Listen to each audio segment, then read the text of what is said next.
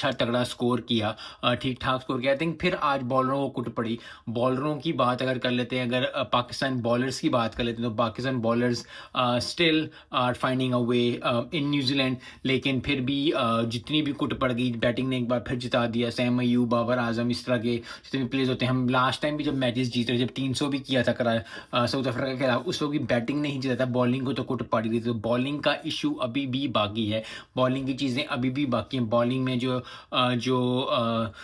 जो थोड़े से पॉइंट्स हैं जिनको हल करने की ज़रूरत है, वो अभी भी बाकी हैं, क्योंकि ऑन गोइंग प्रोसेस है, चलता रहता है स्पोर्ट्स हमेशा ही। चाहे आप हो खेल रहे हो, मैं खेल रहा हूँ, कोई और खेल रहा हो, ओवरऑल कोई भी टीम के लिए हो, साउथ अफ्रीका, न्यूजीलैंड, ऑस्ट्रेलिया, कोई भी खेल रही हो, ऑन गोइंग प्रोसेस होता है। लेकिन पाकिस्तान का ये जो बॉलिंग का प्रोसेस है, इसको ठीक होना पड़ेगा। मैंने पहले भी वीडियो में यही कहा था कि बॉलिंग हमारी बहुत ज़्यादा, यस हमारी बैटिंग अच्छा परफॉर्म करी, लेकिन बॉलिंग जिस तरह करी थी उस तरह नहीं कर रही।